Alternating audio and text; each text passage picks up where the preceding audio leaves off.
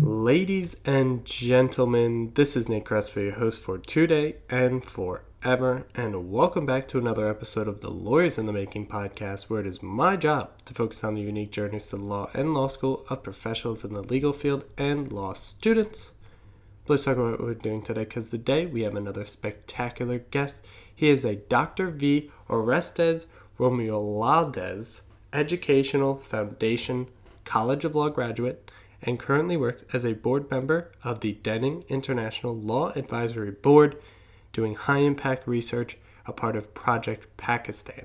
He's held past positions as a judge at the International Moot Court Competition 2024 and as a project manager at Mystic Media. Excited to have him on the podcast today, Mr. Mikko Solis. Before getting into the episode today, a few minutes of ads now. For no ads in the middle, no ads at the end. To support this podcast, please be sure to check out all the sponsors below: Start LSAT, Rhetoric, and LisaBlasser.com. If these sponsors bring great interest to you, please check out the sponsor links below in the description. I love them, and I hope you love them as much as I do. And of course, be sure to check us out at LawyersInTheMaking.substack.com. One word, LawyersInTheMaking.substack.com. Start LSAT, started by former guest Alden Spratt, 21-year-old superstar and now an official sponsor of the Lawyers in the Making podcast. Start LSAT was built on breaking down barriers, allowing anyone access to high-quality LSAT prep. After receiving an 180 perfect score on his LSAT, yes, 180, Alden began building Start LSAT. Start LSAT includes 51 video modules, 400 official LSAT questions, study tips and tricks, and the techniques that took Alden to achieve that 180 perfect score. All for the low price of $110. Yes, that's right, $110. And when using code LITM10, you can get 10% off the Start LSAT self-paced course. But there's more. By using the code LITM100 at checkout, you also get $100 off Alden's upcoming 10-week course for the January LSAT. This 10-week course includes one-on-one tutoring, live classes, the Start LSAT self-paced course with 50-plus modules, weekly classes, access to Law Hub Advantage, and a direct line to the superstar himself, Alden. Alden focuses on building the muscles of your LSAT skills, training them, and making you unstoppable. Check out Start LSAT in the podcast description below at startlsat.com, where you can find offers for the course and one-on-one tutoring. And be sure to use those promo codes LITM100 at checkout for $100 off the 10-week course and LITM10 for 10% off the Start LSAT self-paced course. That is at startlsat.com, one word, startlsat.com, in the description below. Now it's time to talk about one of the sponsors of this podcast, Rhetoric. Rhetoric is a legal tech company that leverages AI to help litigators tailor their arguments to be more persuasive by understanding judges' preferences and tendencies based on their actual filings. A recent study published in Harvard Business Review shows that mirroring a judge's language preferences can increase your odds of success in litigation by 20% or more, and that is exactly what Rhetoric does for you. Back on episode 25, I had the privilege of having Luke Yangling, a good friend of mine and a former guest of the podcast, and from there, Rhetoric thus became a sponsor of the podcast. But now, Rhetoric has some new products to offer. With their brand new product, Cicero, students can replicate the experience of responding to a judge's question in court or the demands of cold calls. This product helps develop and refine verbal communication skills through tailored feedback on the quality of the student's presentation, providing endless practice opportunities. Using Debrief, students can hone their persuasive legal writing using the same tools that major law firms across the United States leverage to perform better than opposing counsel. Students can learn to write with flair and command of writers at the top firms using debriefs, analytics, and drafting tools. Not only can rhetoric upgrade and enhance your writing skills, but can now also help law students excel in the classroom and the courtroom while alleviating the stress of cold calls and performance demands. If you're interested in a demo, let them know you heard it here first, here from Nate. And to support this podcast, check out Rhetoric in the description below at userhetoric.com. One word, userhetoric.com. Law students, are you feeling overwhelmed, stressed, or short on time in law school? Maybe you just want someone to show you a step-by-step framework to master the topics you're learning in your classes. I know the pressure you're under, and I've got the perfect solution for you. My course, The Law School Operating System, is proven to help you conquer law school with confidence and ease. Created by Lisa Blasser, a former guest on the podcast and founder of the Law School Success Institute, this course breaks down every subject into manageable main topics that you run through a comprehensive study system to thoroughly prepare you for class and final exams. No more feeling like you need to know everything all at once in the beginning. But that's not all, Nate. The Law School Operating System also teaches you how to schedule your studying and time effectively. For every topic, you'll know which study step you're on and when you'll complete it every week of your semester. No more mad dash cram sessions, more time with your loved ones. And with my system, you'll walk into your exams knowing you've given 100% of yourself, that there's nothing more you could have done to succeed, and there's no better confidence than that. Lisa breaks it down like this: one class, one list of main topics, and one system to master each topic. With recorded and live sessions for students available on her website and partnerships with law schools nationwide, the Law School Operating System is here to help you thrive from day one to the final exam. Ready to take control of your law school journey and operate at your full potential in law school? Visit www.lisablasser.com today and enroll in the Law School Operating System. Be sure to use code LSOSNATE10 at checkout for 10% off the recorded course. That is code LSOSNATE10 at checkout. People of planet Earth, wherever I may find you, this is Nate Crespo, your host for today and forever. And in our third international guest, here is my conversation with Mr. Mikko Solis.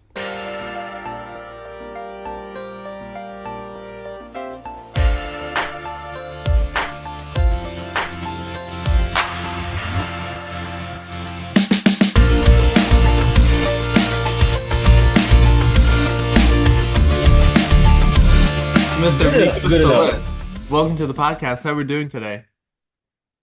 Yeah, everything is great, Nate. How are you doing today?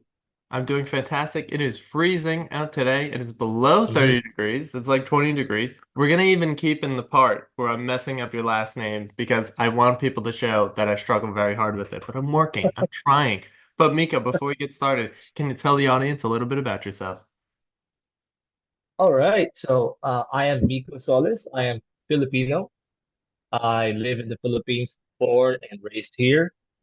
So I was an accountancy major, and then after surviving the strongest typhoon in the whole world, I don't know if you recognize this one. This was in 2013, the super typhoon Haiyan, but we call it here Super Typhoon Yolanda. That was 1 year or 2 years after I graduated my accountancy major. And then I had to work at the capital city of the Philippines, Manila, for after that. And then I went back here to my hometown, Tacloban City, in 2017. And then in 2020, I decided to enter law school. And then just this July, I graduated law school. And then I took the bar just this September of the same year.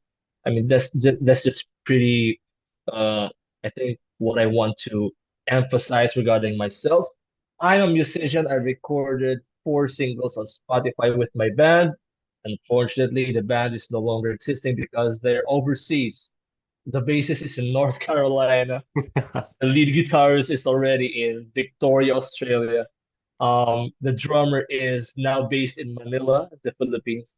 So I'm the only one left here in my hometown. Probably gonna be a solo artist. I don't know.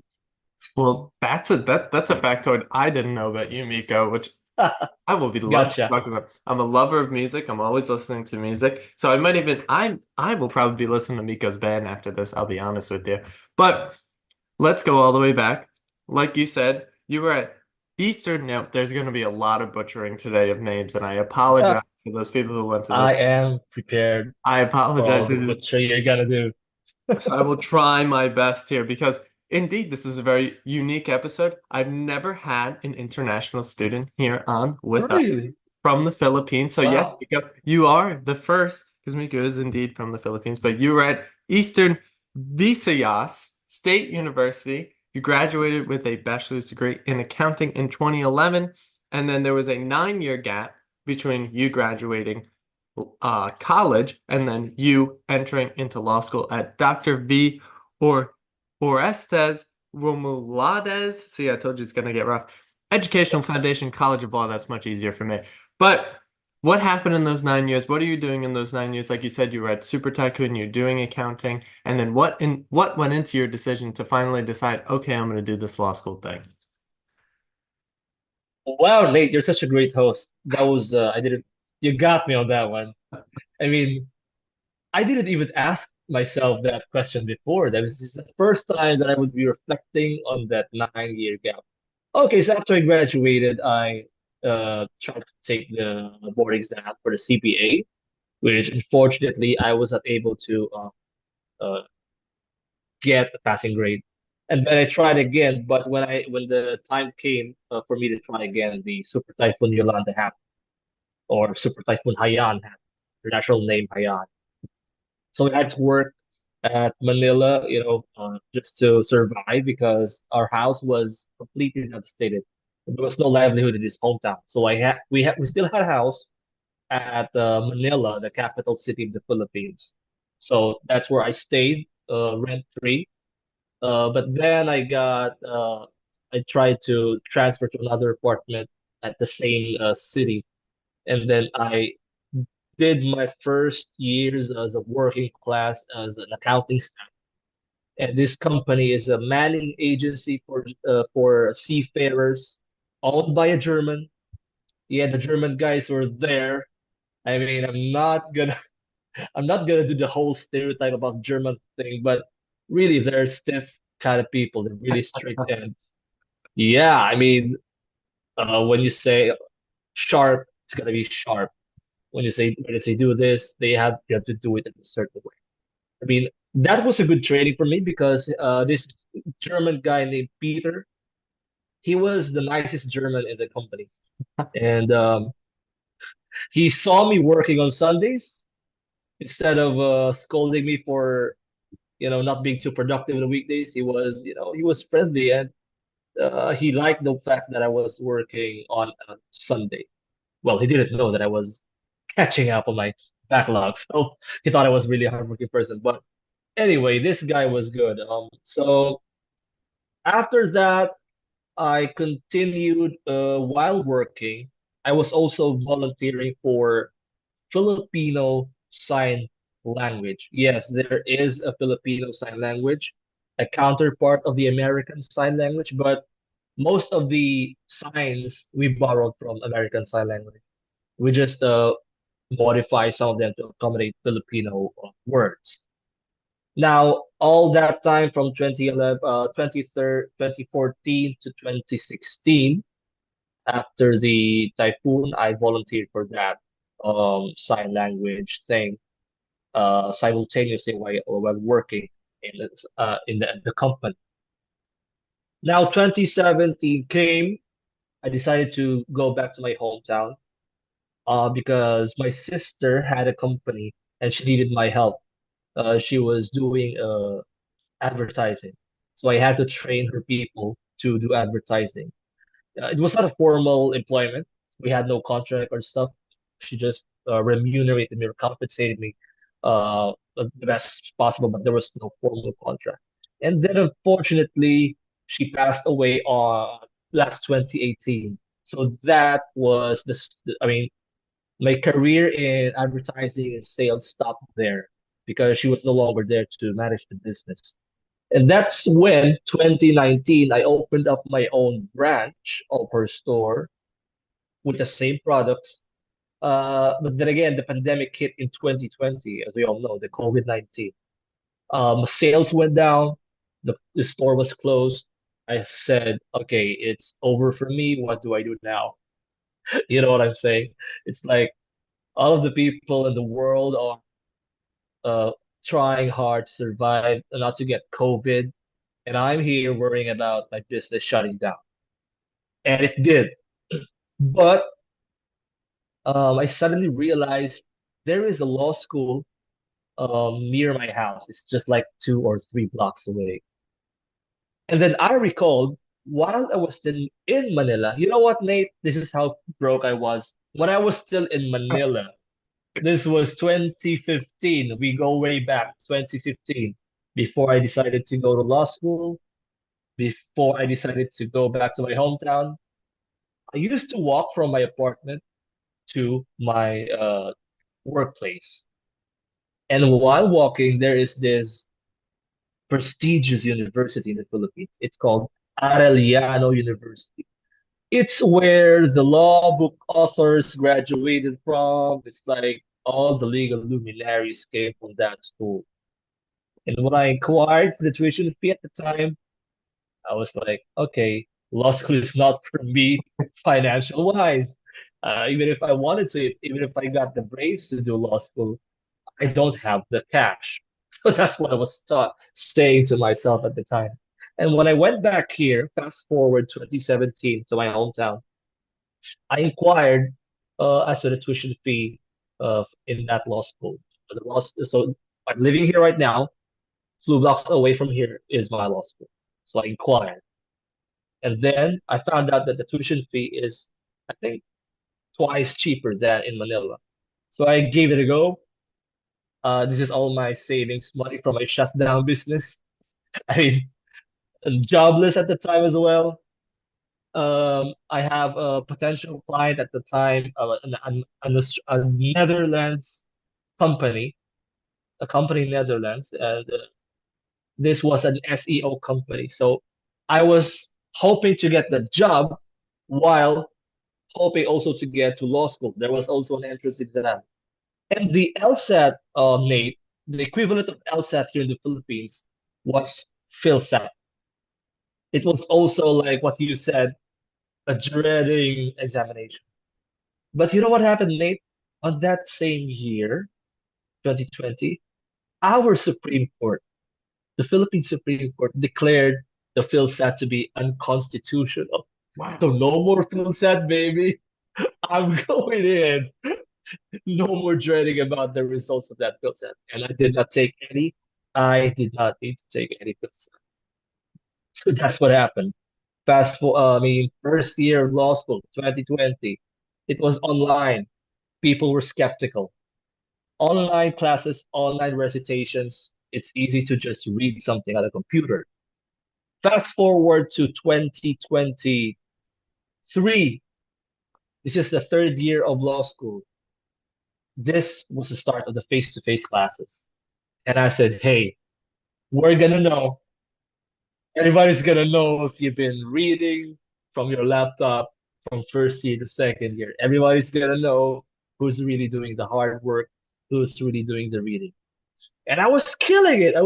I mean, imagine, I was killing the recitations in the third year of my law school. And people were like, yo, this guy really is not just good on online, but he's also good on face-to-face recitations. And all of the other students that were good online were suddenly exposed when, when it was time for the face-to-face. So I mean, it's not like they were pretending to be good or anything, but it's just the face-to-face classes really showed the real preparation of students because we could get away with just no reading before classes and then going into a laptop at night. But now this is different. It was the third year of law school, 2023. So, I mean, And then Nate, yeah, I mean, in 2020, uh, when we reach fourth year, I mean, sorry, when we finish third year, by the way, Nate, there was an announcement from our faculty members that for third year students, in order for you to enroll in fourth year subjects, you need to take a mock bar. So this mock bar simulates the bar exam, but the school will facilitate the mock bar. If you fail in one subject, you cannot enroll in that subject for the fourth year classes. So whatever subjects you pass on the mock bar, those are the only subjects you can enroll to. And so some of my classmates, failed some subjects and passed some subjects, so they were not able to completely enroll in the fourth year subjects. Um, while a few of us were also uh, blessed to have passed all of the subjects, so we went to fourth year. And then in the fourth year, you know what, Nate? The fourth year of law school was great. You know why? And I'm telling you why. Our school decided to send to The Hague, Netherlands, 5 students who will compete in the moot court competition. And that moot court competition is sponsored by the International Criminal Court, sponsored by the International Bar Association, and Leiden University in Netherlands. I mean, man, the school paid for all of the tickets. The school paid for all of the accommodations, and even gave us a little bit of extra money for pocket money and stuff. But also brought my own money. And I said to myself, wow, this is my first time traveling to Europe. And that was the highlight of my law school. It wasn't the typical law school story, like we had sleepless nights, we didn't sleep for the exam, and we got some of the highlights for some would be the partying, the drinking and stuff. Well, I experienced those, of course, but to me, the highlight really was the fourth year. Like we met a lot of international students, and that's how I got to LinkedIn, by the way, because some of the students do not have Facebook in their country. Some have to use VPNs to access internet. Some have, so LinkedIn was the universal social media for international students as well. So I created a new account in LinkedIn at the time. And then in a matter of months, by the way, my LinkedIn account has not yet reached 1 year. It's not even gotten 1 year old. So you know what I'm saying? I mean, I created that account that was when I went home in the Philippines. That was I think June. So in the middle of June. So barely 7 to 8 months LinkedIn account. That's where I saw your content, by the way. Um, and I said, who is this guy? You know, I thought he was a lawyer, but I mean, he could literally carry the conversations with these top tier people. I mean, wow. And I thought you're actually a celebrity because I saw that, you have a LinkedIn premium and stuff, and your account in Loom has, also great big following. And and I saw that people are receptive of your content, of your podcast. And just a backstory, Nate. In 2020, before the band, before the pandemic, my guitarist and I had a podcast, but it was just I think 2 or 3 episodes because we had some responsibilities. We were talking about blues music and the music that we were playing at the time. Well, we had a few audiences, of course, the musicians, but to the new generations, our topic was just a bit outdated. So it wasn't appealing to the market. It was only appealing to the both of us because we enjoyed what we were talking about. It hasn't reached that much audience. So we stopped it.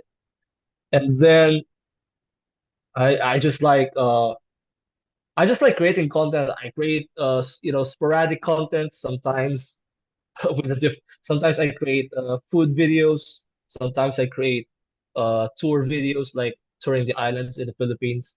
So it's a sporadic genre. I have no direction. And so finally going to that road, I have this friend. She's from Iran, and I also met her at the Netherlands. And of course, we were talking about the international issues of the day, what's going on with Middle East conflict. And so far, the issues that are happening right now are relevant to what we have studied. All of the moot court competitions that we have joined in, it focuses more international law. So whatever is happening right now in Palestine situation, in Israel situation, Syria, all of those are embedded in one law, the Rome Statute, and other laws, of course. But right now, the ICC is the uh, most the court that has jurisdiction over these crimes, these war. So these topics were appealing to us because we were talking about this, and that is why last Saturday I also recorded on Zoom. I mean, Nate, I'm so broke. I don't have a pro account. So when the time was up after 40 minutes, I had to send her another link so we could record again. That was, how funny that is. I mean, sorry, I got disconnected. So it's like, can you join to this another link? And then, yeah, but she was okay with it. She's kind and very accommodating. So, and then Sunday, I was editing this podcast that we have. But Nate, I'm gonna post this later after we close our meeting. This it ended up not being a podcast. It ended up being like a sort of a I don't know, like a Mehdi Hassan show or something like, or a Pierce Morgan uncensored kind of thing. I also put some elements here like it's also visually engaging. So you know what? I edited a 32-minute video from a 1 hour, 30-minute conversation, using AI to clip all of the fillers, the non-important things. And I tried uploading the 30-minute video to LinkedIn a while ago, and I was completely ignorant of the rule that you can only upload 10-minute video for mobile and 15-minute video for PC. So in my MacBook, I sliced up this video into one half part, and then I'm gonna upload the other part someday this week. So I'm gonna leave the suspense later on. What's inside. So, and the thing that I will connect this podcast, this first episode of mine, was really watching you, and also I'm gonna name some of the influencers that were really helpful to me. Lisa Blazer or Blazer. Sorry Yeah. if I butchered your name, ma'am Lisa. Yeah, she's also responding to the comments, as you can see. She's making content about law students, how to. And when I read her content, actually, I was like, I should have downloaded LinkedIn or connected with these type of content when I was in first year law school. Because in my law school days, I do not have any mentor. I got my first mentor when I was already in second year law school, second semester. He's a judge somewhere here around our area, and he was our professor as well. And I cannot say that he discovered me. I think I would say I discovered him because I was ready to. Okay, just a backstory. Before we met, before judge and I, this was in second year of law school. So take note of the timeline.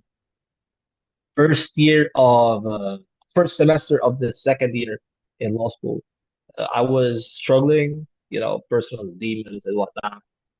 Personal, should I say, I was having imposter syndrome because in the first year I was getting high grades, highest and second to highest, and you know that kind of stuff. So the expectation went high. When I went to second year, I kind of slipped in some of the subjects. So I kind of slipped in agrarian law because I don't really like that law, negotiable instruments law, some of the laws that were not appealing to me, I think, I kind of like slipped down. So I experienced some, setbacks. I was ready to drop out second year in my second year law school, but that was the first semester. Second semester of second year, I was ready to say goodbye to my blockmates, to my friends. And then this one friend of mine said, "Why are you dropping out? Do you know who's gonna be the professor for the second semester?" I said, "Who?" "He's my uncle." I was like, "Yeah, yeah, he's my uncle. It's a sure pass, man." I was like, "Word, right? I'm in." And I was complacent. I mean, man, didn't read for like I knew we were gonna have a class. I didn't read, I didn't read anything at all. I just showed up, and then all of a sudden, he started calling names and asking questions on the first meeting. And when it was time for me to speak, I was able to answer because his questions was kind of a review questions. So I was able to answer. And then whenever some of the classmates were not able to answer, he would suddenly revert back to me and said, "Oh, Miko, you help us. You help him, help that." So it ended up having myself called for like 10 to 12 times in one meeting. So after that class, I had to read more because I was expecting that on the next classes I would be called multiple times again. And unconsciously, I didn't know that that was my recovery, that helped me recover from my setbacks, and that type of routine actually helped me excel. So I excelled in this class, um, not only in recitations but also in the written exams. So in the written exams, it will be anonymous, so your name will not be written; it will be student number. So to ensure that he doesn't have any bias in my favor. So the scores came and I got good grades, blah blah. So that was the recovery for me in my during my setbacks in second year law school. Now fast forward to the fourth year after going back from Netherlands. The graduation was I think 2 weeks away. So I was looking back at my law school life. I was looking back at, man, I was thinking about that semester where I decided to drop out, and then looking at what I have been through right now. I said, man, if I had dropped out during that second year, first semester, I would have lost a lot of things. I would not have gone to the Europe and would not have met some international friends. I would not have graduated with, several recognitions from the school, which I really appreciate though. I was shocked because I don't have lots of friends in my law school. I was really selective, and if I happen to join one circle, and I have this toxic trait where I just leave it. If I found out that something was not compatible, I easily let it go. That I think it's comes with age. So I was already at my age where I tolerate no bullshit. I just leave. I said, "Hey, why didn't you come to the party?" I said, "Nah, I'm good." So something like that. So there were some rifts and changes in the circle as well. And it was also during my fourth year law school that I got in touch with law students that were irregular law students, which means that they are not from a particular section. They just enrolled in your subject because that was the available slot for their schedule. So they were irregular. And it just so happened that they were also in their mid 30s, early 30s. So, I said, this is my people. I was not able to get along with the younger generations because of some stuff that, we can't talk about things no more, like the political correctness. And you know, as old guys, we were like, now we can talk about these stuff before. And they were like, I can't talk about them now. So that's a personal preference thing. So I'm glad that it also happened. Now, looking back, if I had dropped out on that second year per semester in law school, I would not have been able to meet these wonderful people that are in my circle right now as well. And then looking back, also, if I had dropped out from law school during that semester, I would not have been able to take the bar exam this last September. So the takeaway in me from all of these, just to give value to your podcast because I've been blabbering for several minutes already about my so that your audience would have something to take away. I mean, it's cliche. This what I'm gonna say. I mean, it's cliche to say that never give up. We always hear about that, but I would like to tweak it a little bit. Never give up because if you give up, you are closing your doors to the possibilities that would have happened had you not give up. So, for example, in my case, I was willing to give up for reasons that are less than the things that I have achieved after deciding to go the other way. You know what I'm saying?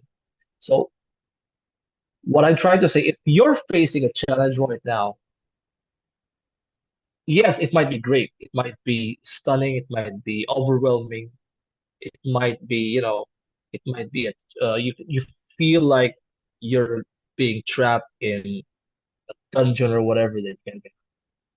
But that is actually just the tip of the iceberg. I mean, if you don't go out of that hole, you don't go out of that mess that you're in, you're missing out on what's out there. So to me, I I think I gaslighted myself a bit. Like I was like, "Oh, you're gonna give up law school just for those things that happened to you during the second year first semester, and those things that have happened to you are nothing compared to what have happened to you when you were in third year, when you're in fourth year, and now you're waiting for the bar exam results. So you're going to be a PUSSY. Can flip that the part out. No, no, we'll You keep it. can be you can be a you're gonna be a pussy about it, and now you're seeing the results. You're witnessing the results of you not giving up. So I think it solidified my philosophy. You're a philosophy major. So before these things, I had no philosophy in my life. I had no compass. My compass was if I am still productive, then that's the direction I want to go. The bad side of that philosophy for me was that I was always expecting to be 100% productive all of the time. So when there are days or when there are months or periods that I'm not productive, I see that as a negative thing. When in fact, the realization for me was days or periods or months that are not productive could be the leverage that you need to go to a certain direction. Because before, I always thought that no productivity for a day was bad. But now my philosophy is not being productive for a day, a week, or month does not really mean that you've wasted your time. Sometimes our life, or sometimes our soul, sometimes our spirit craves for rest and peace of mind so that you will be prepared for the workload that is in front of you next year. Because I believe that's something that is a law of motion in every, I'm not gonna butcher Newton's theory, but you know what I'm saying. For every direction, there's an opposite direction. For every reaction, there's gonna be an opposite reaction. So if you're unproductive now, if you're unsuccessful now, and you really rock bottom, you really hit rock bottom, well, then that means there is also an alternative life alternate timeline wherein you are gonna be super productive, which is the opposite of what happened right now, and you're gonna be super successful, which is super opposite of what you're experiencing right now if you're unsuccessful. And and I said to myself, why did I learn this pattern just right now when I'm in my mid 30s? Because when I was in my 20s, I was so strong. I can do all-nighters. So I was like very, very, very productive. I can do, because you know what, Nate, when I was still in my accountancy major, I was studying accountancy during the day and I was playing at a bar with my acoustic guitar with my girlfriend at the time. So we were making $600 per night. So that was the budget that I had to, um, I think allocate for like Monday to Friday allowance. So 600 bucks during that time, 2010 to 2011 it went a long way for us students. So at the time, I thought I was gonna be that productive forever, like working and during the night. Because at the time I was 21 or 20 years old. I was like working from 9 p.m. That's when the show starts. And then my girlfriend and I at the time would end the show at 2 a.m. And then I had to go to school at 8 a.m. the next morning. So, so that was, so I thought that that was the norm for me. And then when it came, when the time came where I was no longer productive, so I was already in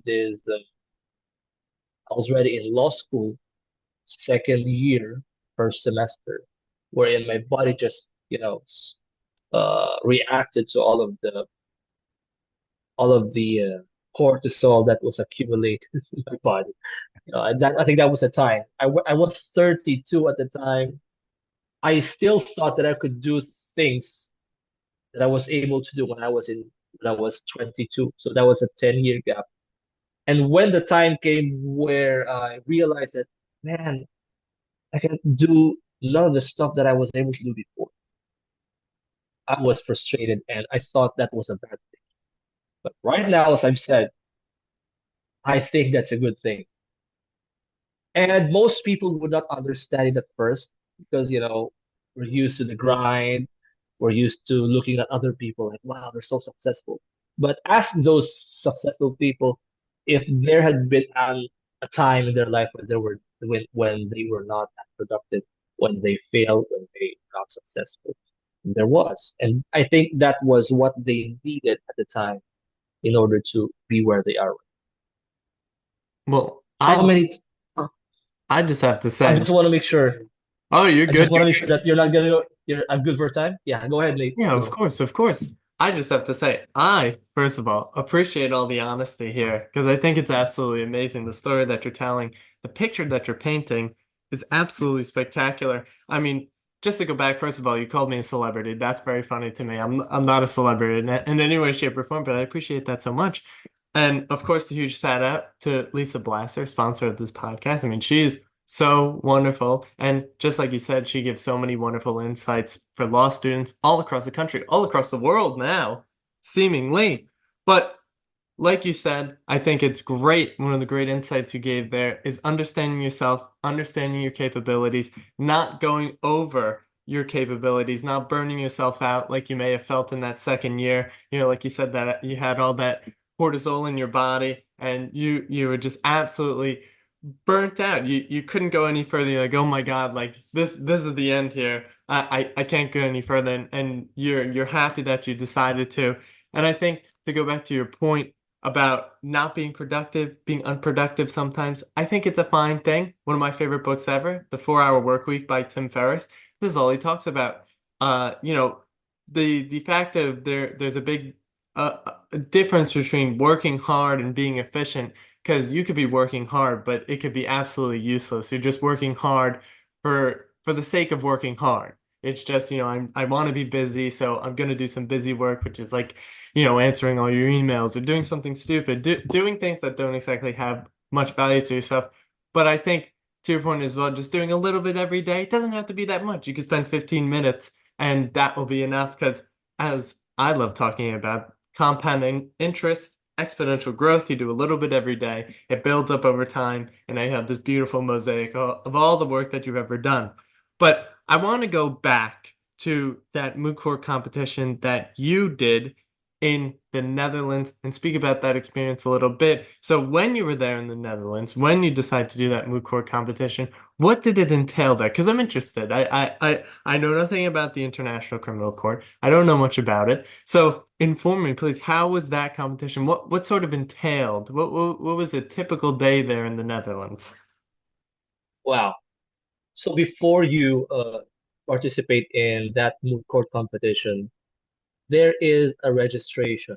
So in our case, this is something that is gonna blow your mind. We had a 9 month preparation before we went there.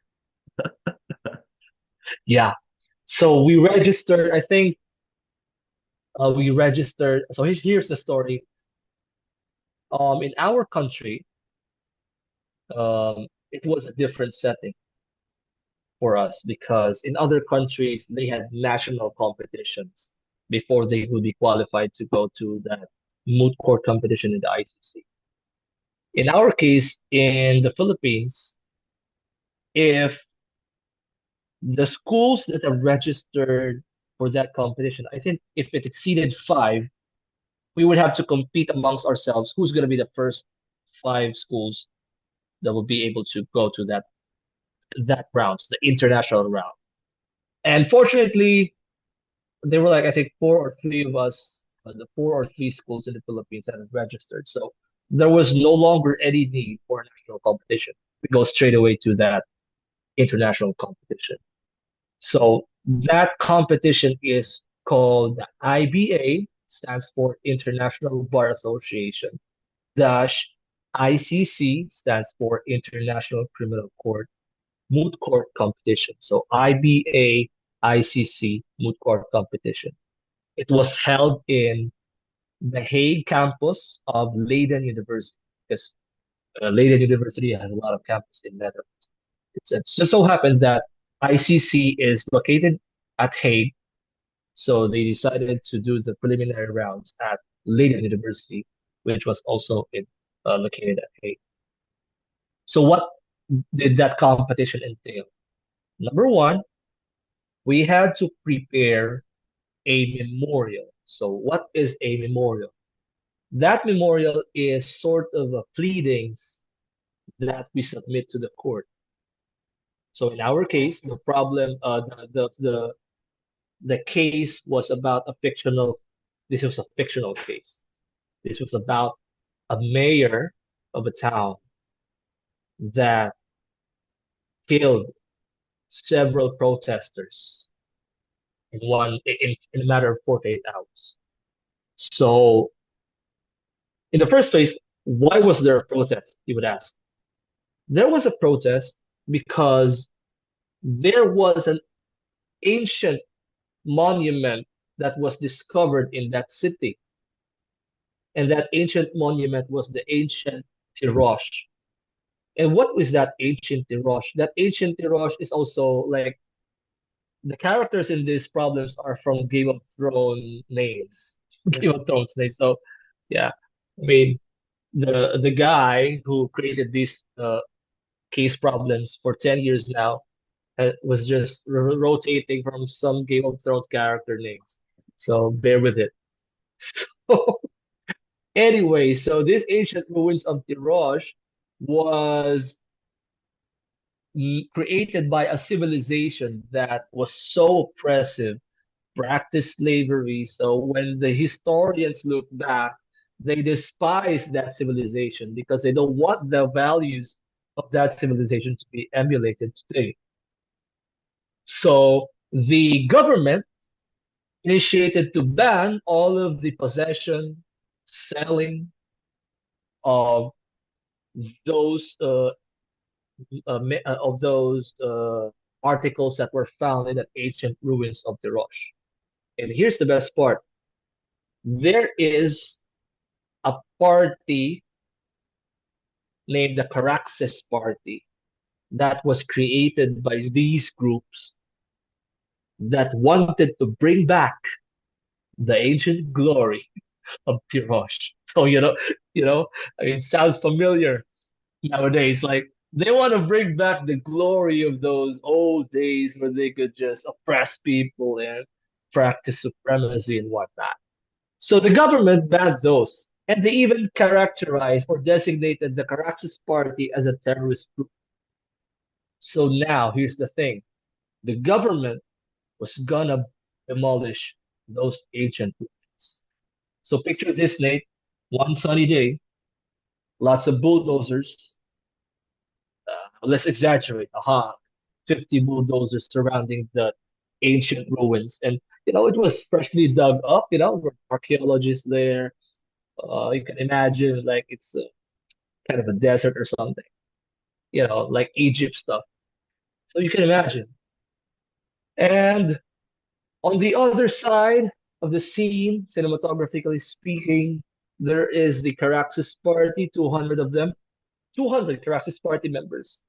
And these people are like the fanatics. Like, we want to bring back the glory of ancient Tirosh.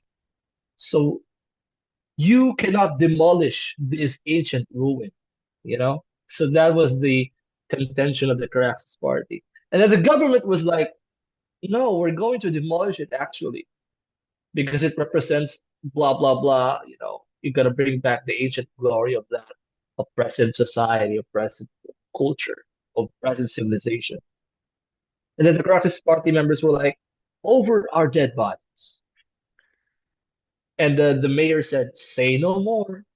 So he fired RPGs.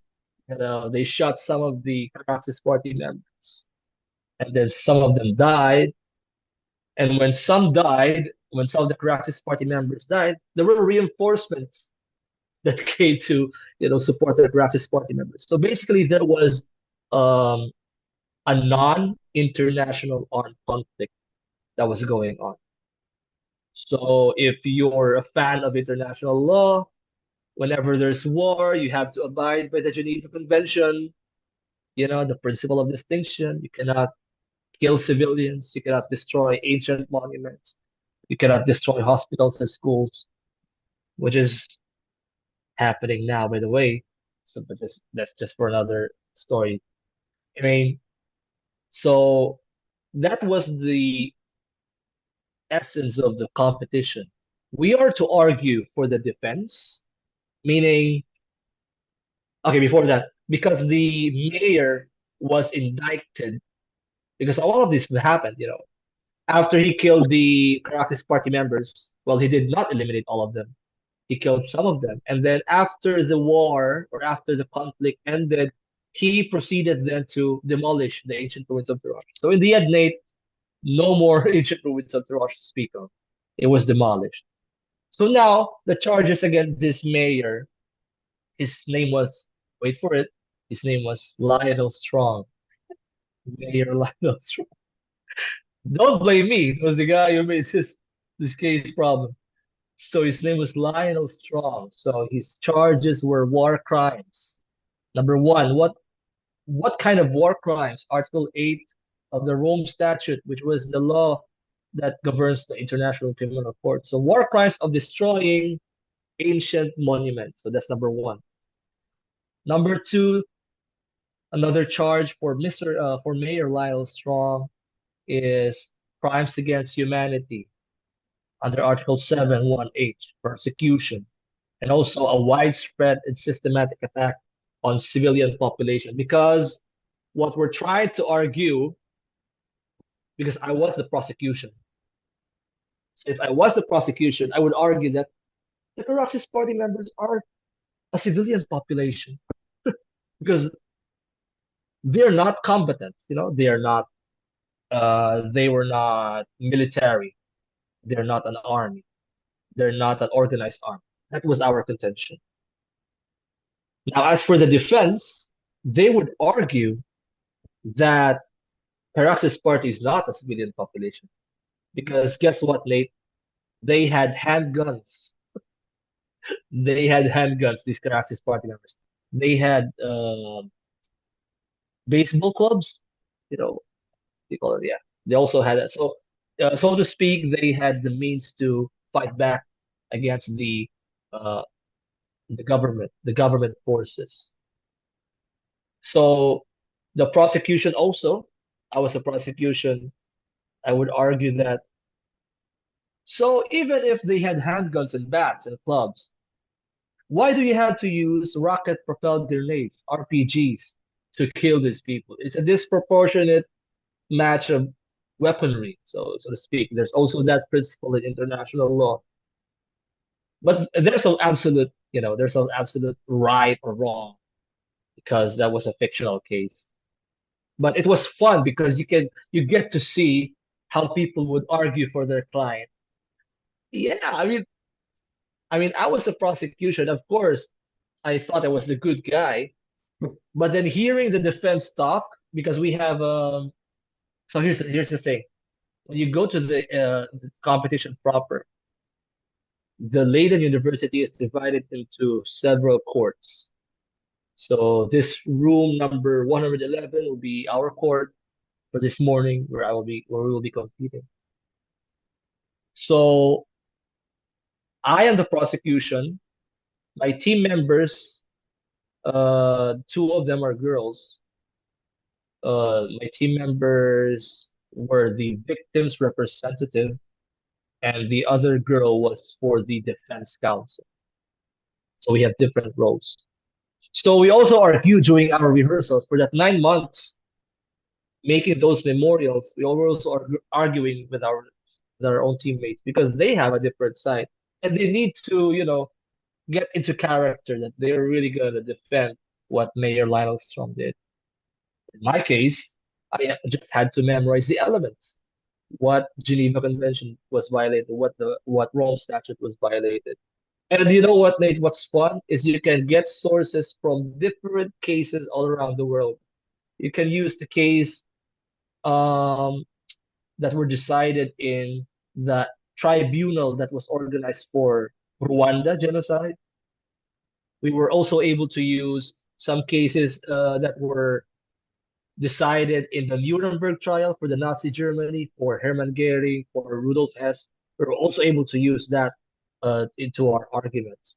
The Rwanda genocide, the Yugoslavian genocide, Dusko Tadic, those cases. And it was a wonderful experience because we get to know that, wow, some people would really eliminate another race. I mean, we knew of Nazi Germany before, but I thought that was the only government that was dedicated to that kind of systematic killings. I did not know that during the 80s and during the 90s, there was still that philosophy or that system going on. I was like shocked. I thought we evolved as a human being. Why the heck in the 90s, bro? I mean, it's the 90s. It's like how many years after the Nazis have been defeated, and you're still doing that? And then you realize that there are still really ideologies that exist that are similar to that. So that was fun, but tiring at the same time because you have to read thick printed materials as well. And some of the cases were actually um, not accessible. So thanks to our friends in our school, they were also helpful. And also thanks to our friends in the Netherlands, we also had friends that we contacted before we went there, and they gave us resources. And we also have one lawyer in Germany who's a Filipina. She also had a Zoom meeting with us and coached us. So Nate, what you can see there is sometimes I think, and I look back, I think that was not really a competition. I think that was a method or a process to, I don't want to say indoctrinate, but I think that was kind of an indoctrination on my part. Like, I was apolitical before, when I was a law student. I just don't mind about politics. I was so comfortable here in my own zone. You know, I, I'm privileged. I have some privileges, different privileges, but privileged, so to speak.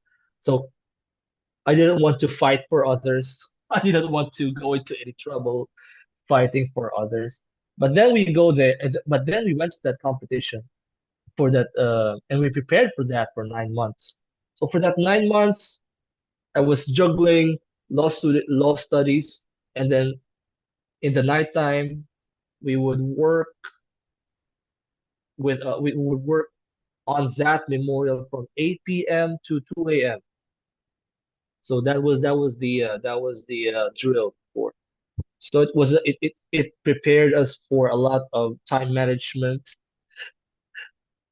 in preparing the memorial, time management in speaking, which I'm not doing any good right now because I'm really talking a lot. But that was a 20-minute speaking time for each speakers.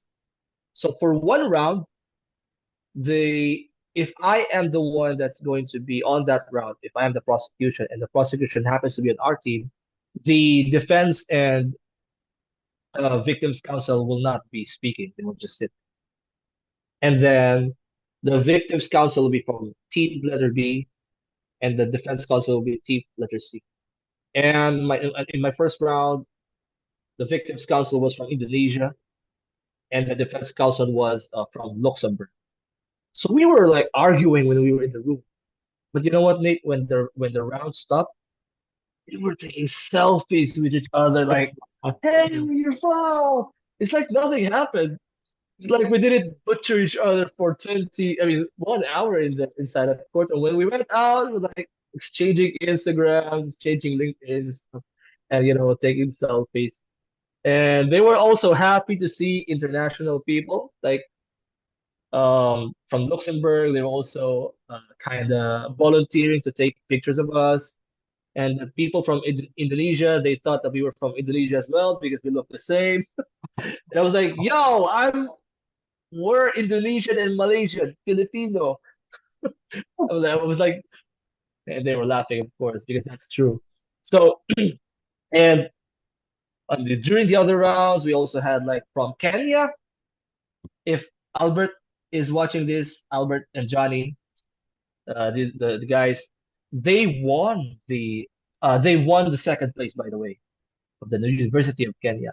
Albert and Johnny, and they were the students from Kenya that we got to know when we were in our.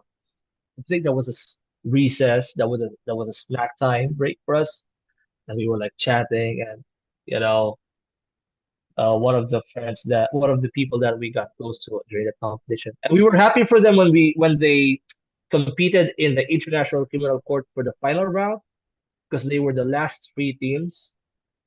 So the last three teams that went to the final round was number one, the Philippines, University of the Philippines, and not from our school. They were from UP Law. The second team was from Singapore, and then the third team was from Kenya. And it was the Singapore team who was declared champion, and the guys from Kenya was declared as second placer, and the Philippines uh, they got third place. And then after that, we still had time to. I'm just gonna tell you this. It was not part of our itinerary, but after the competition, we went to Paris and Berlin, and then we went back to Netherlands, and then flew all the way back to Philippines. That was not part of the competition, but we're there anyway, so we booked the flight. And then you know what, Nate? After going back to the Philippines, we had special exams because did you know?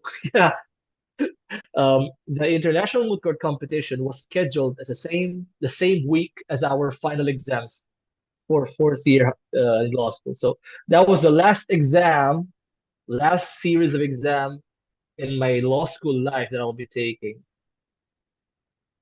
but we were not able to do the same schedule with the other classmates. So we had our own special exams. So after going back to the Philippines, we're still jet lagged and stuff. We had to read because a few days later we're gonna take taxation, remedial law, commercial law. So I think that was I think I didn't even feel any fatigue at all. Fatigue at all because that was a wonderful time in the Netherlands. Because the day that we stepped into Netherlands, number one, it was freezing cold, and it was like, is this a painting or something? Are we in Disneyland? Because the roads are made up of bricks, and we can see some machines, sucking up all the dust from the road. Like, I don't even sweep my own floor, but these machines are sweeping the streets. I was like, this is crazy. And it's also nice to see some different sceneries and etc. So that was a wonderful experience. And then when we get back to the Philippines, as I said, we took the exams, and then things just happened so fast. We graduated, reviewed for the bar, and then took the bar. And then after we took the bar, I said, it's gonna be months of waiting. So we just chill. And it was like, you know what I'm saying? It's like, oh, finally I've got 3 months to rest. I don't know what to do for the next 3 months. What am I gonna do? And then it's gonna be December 13th, next week. Where did the time go, Nate? Where did the time? I thought I'm just gonna have a blast during my 3 months of waiting for the bar exam results. Well, I had a blast though, but that was not enough. Yo. But on the other hand, waiting for the results is also an exciting thing to experience. And whatever the results may be, I hope that we all um, learn something from it. And if I do pass, it's exciting to practice. Exciting because the moot court competition as well is like arguing in an actual court. By the way, Nate, the moot court competition, by the way, I told you we were going to be speaking 20 minutes per round for each of us. For that 20 minutes, Nate, there are 5 judges that are going to be asking some random questions, interrupting you every time. So I was like, so, Your Excellencies, Mika Solis appearing for the prosecution in the case of the prosecutor of ICC versus Lionel Street. Blah, blah, blah, blah, blah, blah. Counsel, excuse me. Question, question, question. And I would answer the question, of course. So I was like, the time management is crazy because one judge consumed like already 5 minutes of my time. So I have like 15 minutes left. And I have 3 main arguments. So I'm still on my first. So I have to cut and go to the second because there were some bench clerks on the side having card signs indicating how many minutes left. But one of our team members, she was the first. In Dota, we say first blood. So she was the first blood among the 3 of us. So we were lucky. We were not the first. She was the first. So when it was her round, we were also nervous for her, and she was a million times nervous for herself. So what happened was the judges were, I think, excited to be to ask questions. So they were just bombarding her with questions, and I don't think that was okay because she lost a lot of time, and and then it ended up that uh, she ended up skipping to the third argument.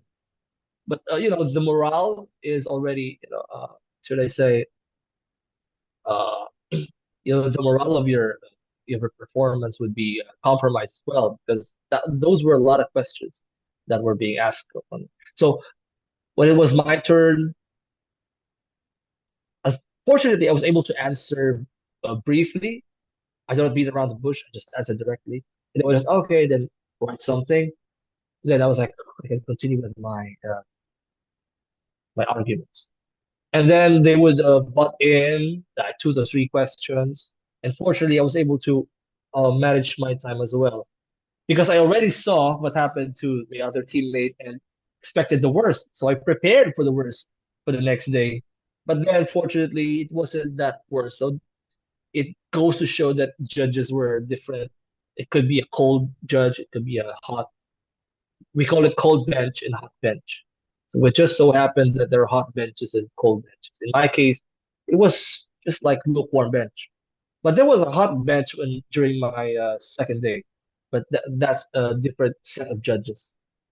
So all in all, speaking in front of uh like there's gonna be a Russian judge, there's gonna be an Indian judge, it's gonna be a judge from the UK, but I think there was one from America as well. I think Sir Jason is from America. Sir Ingo was from Germany. Um, there was also from Russia, and some of them were actually stars of the international community. So some of them work at the United Nations. It's really intimidating. But nevertheless, to wrap it all up, now that the bar exam results are, getting nearer, I could only think of the things, the fun things that have happened to me in law school. And somehow that minimizes the anxiety that I feel about the results. Because I was like thinking, well, I'm already blessed enough. So what am I getting anxious for? So I want to pass, yes, but to consume majority of my 24 hours thinking about it and not being productive while thinking about it is a waste of time. So that's why I decided to do the podcast. And the podcast actually, the editing part, Nate, the editing of the videos, actually takes so much time. And I'm like, wow, this is a blessing. It distracts me a lot. And and I was like, I think I'm gonna make more of these. And well, I'm not expecting like the very smooth output, but at least there's a start. And yeah, I think that's the connection between my the period between my mid twenties from the super typhoon and where we are today. And fast forward, now talking to you, one of the baddest podcasts in LinkedIn, in Loom, by the way. Do you have any other platforms? Like, where do you upload your other podcasts? By the way? So I post on pretty much every platform. So the main one as like my website is Substack. Yeah. So lawyersinthemaking.substack.com. So that's probably So, the main place where I have everything. Those are all my podcasts because it was sort of a decision of because at first I used RSS, which is like the regular streaming where you can distribute your podcast. You have to pay, I think it's like $15 a month or something. So it was kind of a decision of, okay, I started there, but I wanted to start writing a blog. So I have a blog as well. So I write articles all the time every Friday, or at least I tried every Friday. Was no article last Friday. It was Thanksgiving. I wanted to enjoy myself. But I decided, okay, I'm going to go to Substack now because I didn't want to make a website. I didn't really have the money for that. I am a broke college student at the end of the day. So it's all free to do on Substack. That was a nice thing. Obviously, I got Zoom Pro and LinkedIn Premium, and that runs up the cost. Trust me. And Canva Premium, my God. But I decided as I was starting to write more, as I was starting to do that, I said, okay, I'm gonna go on Substack, and that's like the real place where you can find everything that I have. But I post on LinkedIn, I post on Instagram, I post on Twitter or X, and I also post on YouTube. But YouTube's just giving me problems all day long. It really doesn't like me. It dislikes me greatly. Because when I go to upload a video, it's like, no, you're not allowed. We're not going to let you do that. I'm like, what? that's what I encountered earlier. I tried to upload on YouTube. There was a lot of BS that was going on. once I saw the exclamation mark, I was like, oh, there's a problem. There's a problem. I It was like, always that's like, it I was always like, be bro, the that's my first video. You're not gonna let me upload it anyway. Sometimes, like some days, it's really good. I can upload a video, and it has a lot to do with like your Wi-Fi. And there's just so much that because in some places I can upload videos so easily it takes me like 15 minutes. But then like here at my house, like it will take me like an hour to upload a video, and you have to keep your computer open the whole time. It has to be on the whole time. So it's just like it's such Mhm. a meticulous thing after I go on and on and on. But Miko, I love the tangent we're going on. I love the illustrious journey here. I love the part about the Netherlands. I appreciate it very much. But the crazy thing about it is it's sort of like the juxtaposition of your competition and the competitions I've been through. There is not that much camaraderie of taking selfies and exchanging LinkedIn profiles at the college level because it's very competitive. People are very, very competitive. More often than not, after the trial, the people actually hated me more than they liked me because it gets competitive in there. So I was surprised to hear that, but I'm happy to hear that people are getting together, they're talking to each other, taking pictures with each other, selfies with each other, because it is a very wonderful event that was going on. But Miko, we're now down to our last five questions.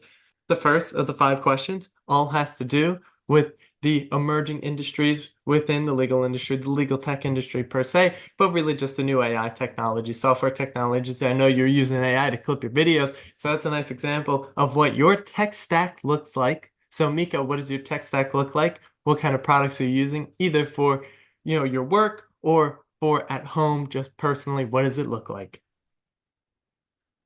What do you mean, like applications? Yeah, so Or and it could be as simple as just using Zoom.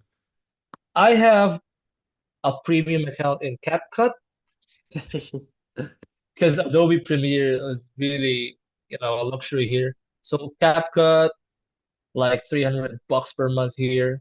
You can even buy it like 1 month and be assured that you have no recurring bills after. Like you could just say, okay, for this month only. And then if next month you don't want to buy it, they won't force you. There's no automatic deduction in your cash account. For Zoom, yeah, I'm using free Zoom. I'm using the 40-minute limit of recording in Zoom. For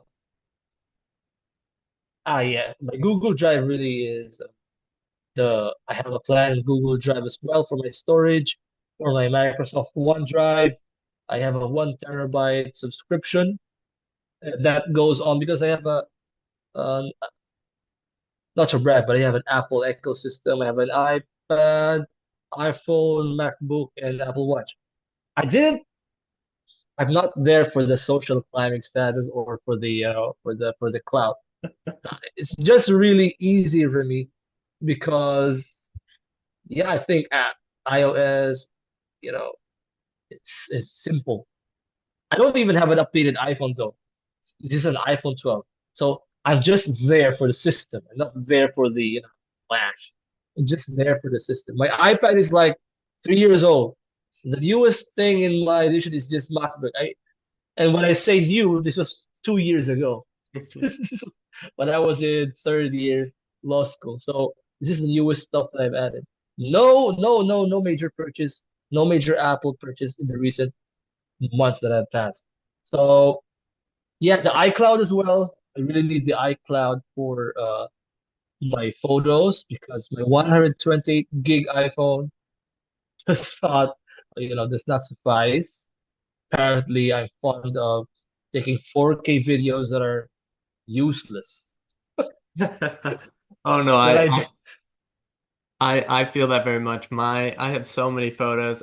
I've already gone over the limit. They're just there. They won't transfer if I get a new phone. But I agree with you. I have so many random videos, but so many random screenshots as well of just like it would just be like my lock screen, and I'm like, why is this? When did I even do this? Like it's like one of those tired things when you're trying to like close out your phone, you just take like seven screenshots, and you're like, oh, I didn't even notice I did that. But on to the fourth to last question here, Miko.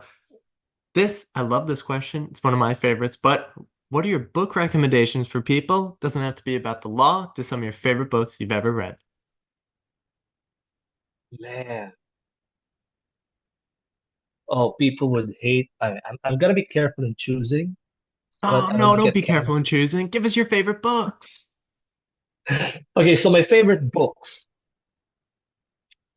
Well, I thought this was gonna be just a phase, but I really love the Dan Brown books.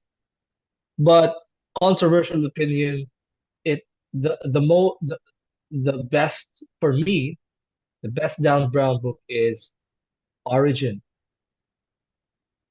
I think that's one of the books that I. And then The Shining, Stephen King. Sorry guys, it went dark. Um, Eye of the Needle, Ken Follett. I don't want to recommend all the other books. Can't Hurt Me, David Goggins. I don't give a F. Uh, Learn the Art of Not Giving an Fuck by Mark. Uh, so it goes to show that I'm not reading. Ah, sorry. I also read um Riza Aslan books. So it's kind of religious thing. Riza Aslan. What books? Zealot. Um, his book about Islam. I also read that. What else? How many did I mention? Did I mention at least 10? You got like five. Usually people give just three, but I love it so much. So if that's sufficient enough for you, it's sufficient enough for me. And of Yeah, course, yeah. we have new ones, and I always love new book recommendations. I love new books. I love The Shining. I've actually never read the book, but I have watched the movie. One of my favorite movies ever. I think they do a great job. And of course, The Art of Not Giving a fuck. So you hear it's my podcast, I could curse.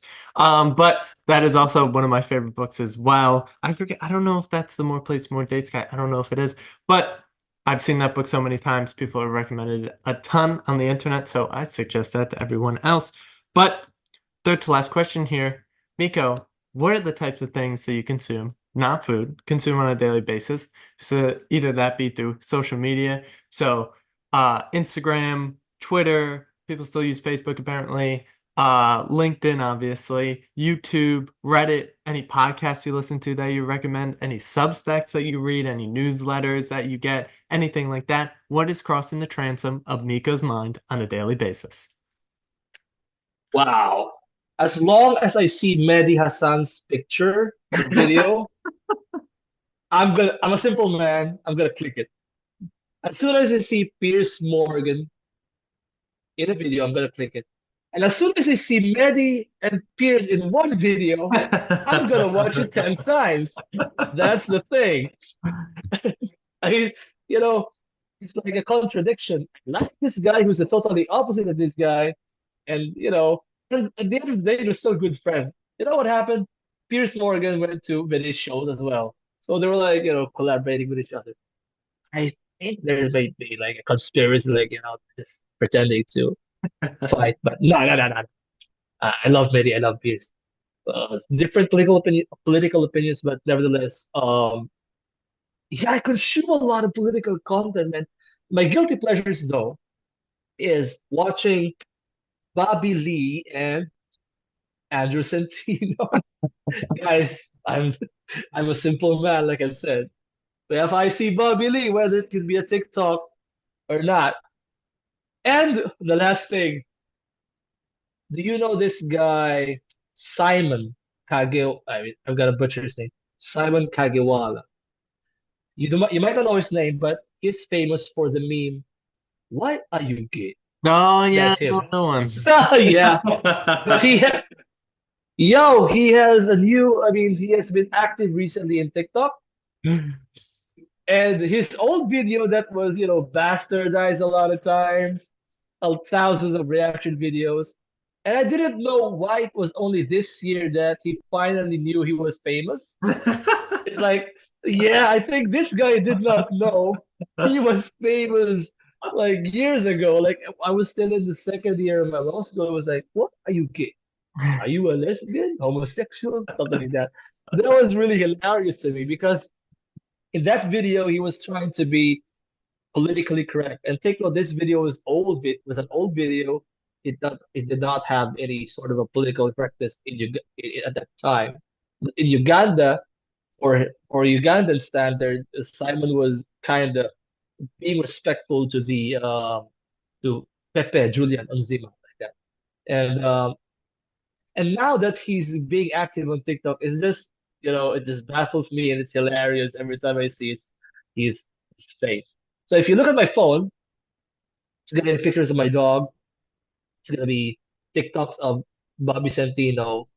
It's gonna be screen record of Mehdi Hassan's YouTube videos. Like I just choose the best part, and then a lot of meme TikToks, a lot of the a lot of the Simon Kagewala TikToks, a lot of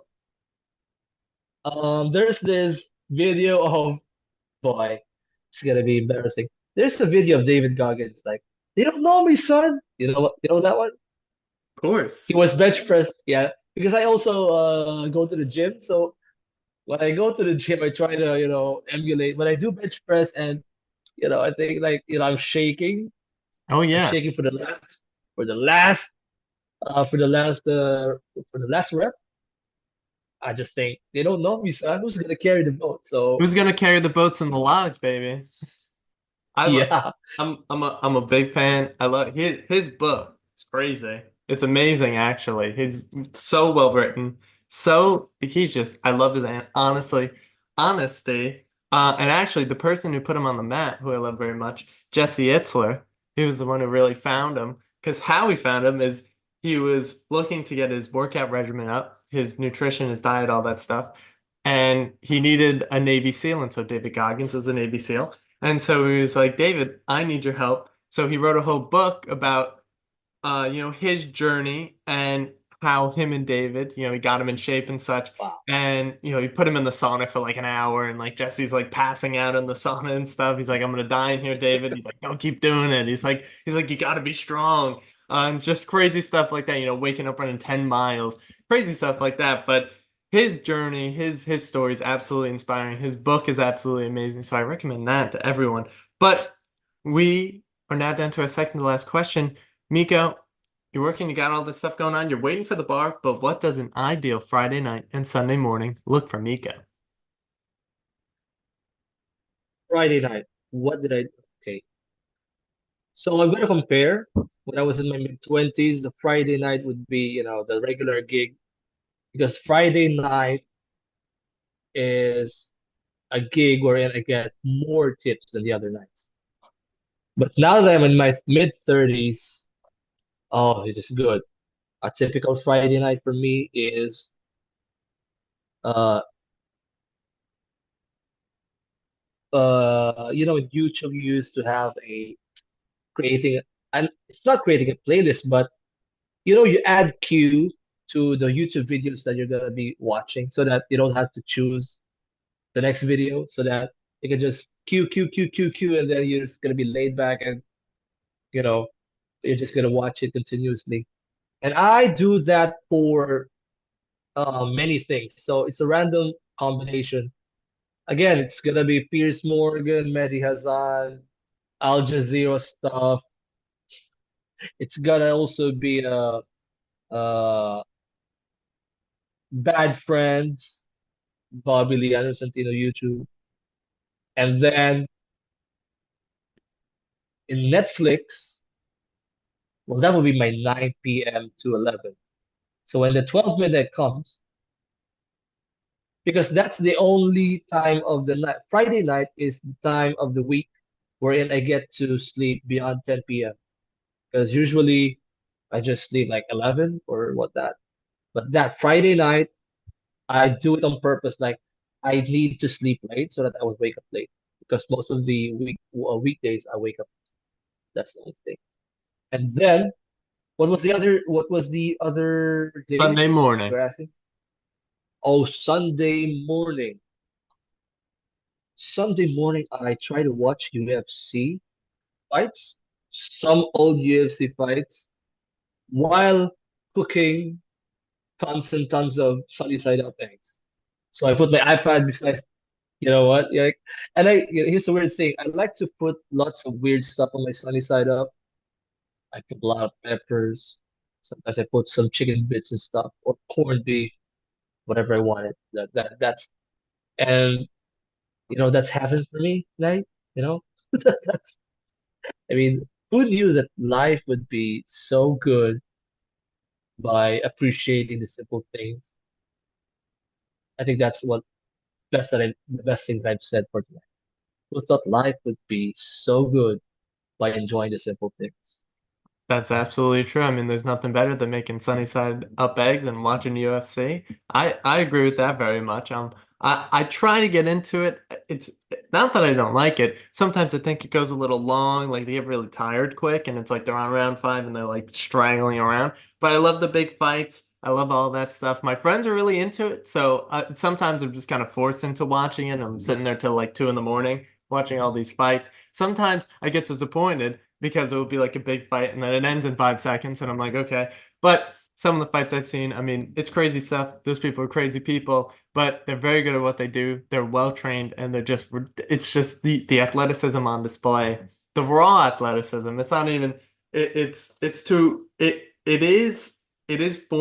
formalized. It is an education in fighting and jujitsu and all that stuff. But the raw athleticism is just so amazing to see. I mean, they're some of the best athletes in the world at what they do. So I enjoy the UFC very much.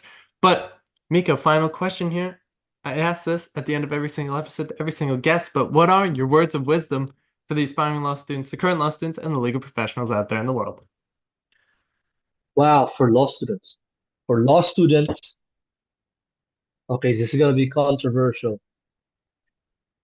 Um, because I've been seeing this a lot in my classmates. And so here's what I'll be saying to these law students.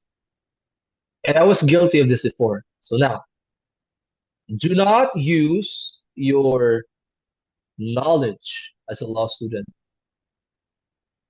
to display superiority among others or above others. You know why I said that? Because the knowledge of law is not a badge of honor. Well, it is an honor, but it's not something that is to be bragged about. In fact, it is a burden that is imposed upon us law students and soon to be lawyers and lawyers. Yeah, because you have that power, you're now obligated to help. Because before, I was always thinking, I want to become a lawyer because I want to get rich. I want people to give me special treatment and stuff. And the truth of the matter is the people that are going to give you special treatment are the people that number one, they might be planning to use you in the future for their own interests, except of course for those people that are genuine. So that's one thing. Law students, your knowledge in law is not to be used for display of superiority against others, because in comments in social media, when someone says something wrong about the law, and then there's non-law student that's gonna be there's one law student that's gonna be butchering that guy for giving a wrong opinion about the law. I mean, he's not a law student, it's not his fault. He might be, he might have lapses on his research, but it's not an excuse to ridicule him on the comment section.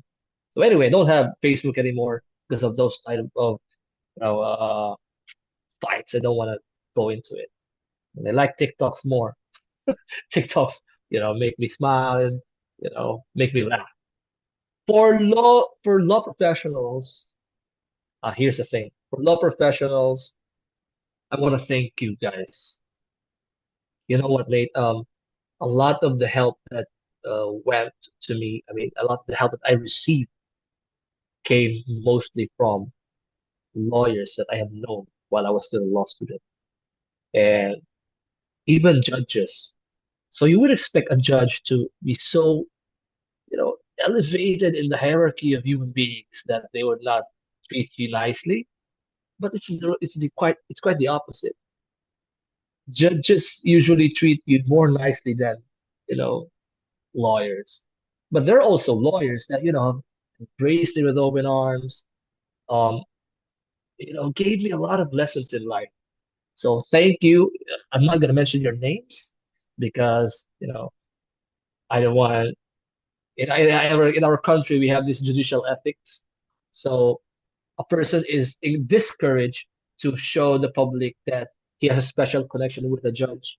So I don't want to name names, but Judge A, Judge B, and Judge C, you know who you are. Thank you. I'm really grateful that for where I am today, and because of you, you have encouraged me to take the bar exam. And when I was taking the bar exam, you know, I was my mental my mental stamina, my motivation was so high because of you guys. It motivated me enough. For the law professionals, thank you, endless thank you. Eternal gratitude to all of you guys. I hope you become judges one day too. And then I would, step in your court as a lawyer and, grant my motion for the demurrer. So grant all of my motions. I'm only kidding. Uh, yeah, those are the messages I would want to say to the legal professionals and judges, purely out of gratitude. Well, Miko, it's beautifully said. And like you said, those legal professionals, we must thank them every day because they are so available to every student, all students. They will answer people more often than not, and they want to help you. They want to give back because when they were law students, just like yourself, they got help from their mentors, their legal Yes, professionals correct. up there, and the judges, just like that. But Miko, that is the episode. That is the podcast. So thank you so much for coming on here, spreading your story, spreading your wisdom. And for everyone out there listening, thank you for tuning in. Be sure to check us out, lawyersofthemaking.substack.com, lawyers in the making, one word, substack.com, and I will see you all in the next one.